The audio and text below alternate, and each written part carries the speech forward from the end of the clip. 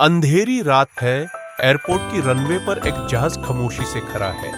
कभी इसी रनवे से पाकिस्तान का नाम दुनिया भर में रोशन होता था। कभी इसी एयरलाइन को एक्सेलेंस, डिसिप्लिन और क्लास की मिसाल माना जाता था। आज सवाल ये नहीं कि फ्लाइट लेट क्यों है, सवाल ये है कि क्या ये एयरलाइन कल भी जिंदा होगी। ये कहानी है पाकिस्तान इंटरनेशनल एयरलाइंस की एक उरूज से जवाल तक का सफर।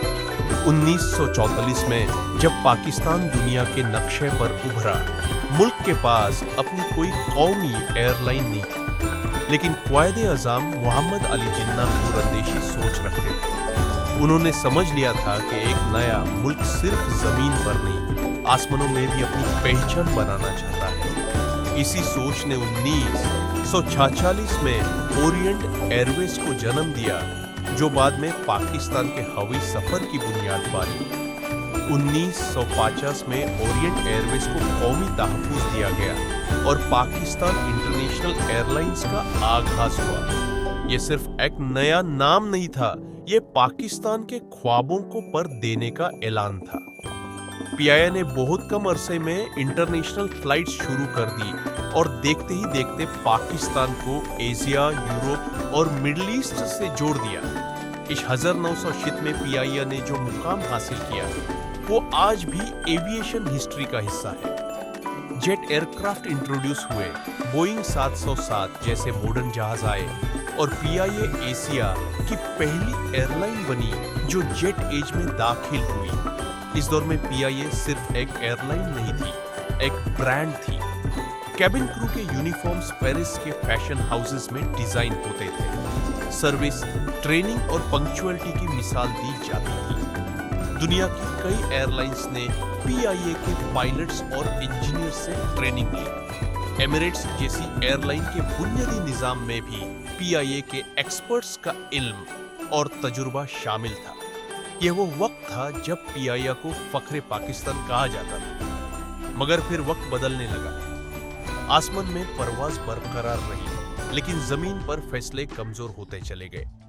1917 और 1938 की दहाई में सियासत ने पीआईए के अंदर कदम रख दिया। मेरिट के बजाय सिफारिश, जरूरत के बजाय भर्ती और प्लानिंग के बजाय प्रेशर ने सिस्टम को धीरे धीरे खोखला कर दिया। जहाज कम होते गए और स्टाफ बेहद बढ़ता चला गया। मैनेजमेंट बदलती रही, लेकिन डायरेक्शन किसी के पास नहीं थी। 1990 के बाद पीआईए का मुश्किल दौर और ज्यादा वाज़ेह हो गया। फ्लाइट्स लेट होने लगे, मेंटेनेंस पर सवालात उठने लगे और लॉसेस हर साल बढ़ते चले गए।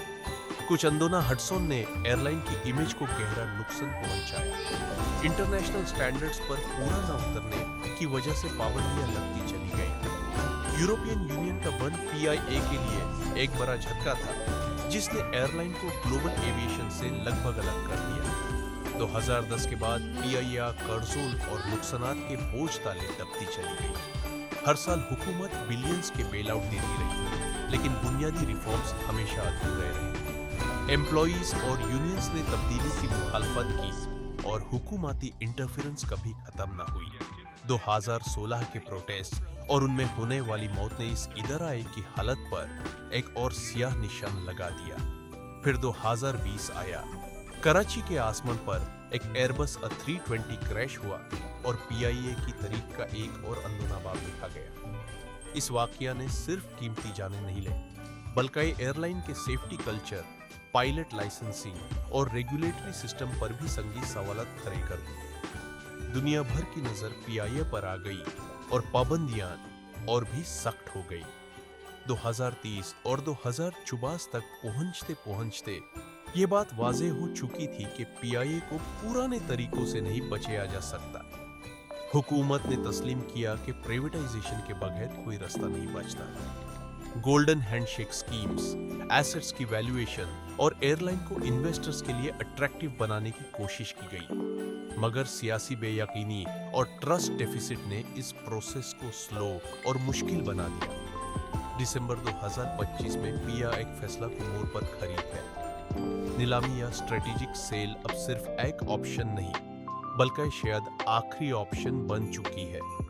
कर्जों को अलग किया जा रहा है, कोर बिजनेस को बेचने की तैयारी हो रही है। ये सिर्फ एक एयरलाइन की कहानी नहीं, ये एक कौमी ख्वाब के बिखरने की कहानी है। पीआईए का सफर ये सिखाता है कि जब इंस्टीट्यूशंस को विजन, मेरिट और आजादी मिलती है तो वो दुनिया पर राज करते हैं, और जब सियासत लापरवाही और बेइंतजामियों पर हावी हो जाए तो वो ही इंस्टीट्यूशंस अपनी ढांचा खो देते हैं। दिसंबर 2025 पर कहानी रुकती नहीं, यहाँ एक नया सवाल जन्म लेता है।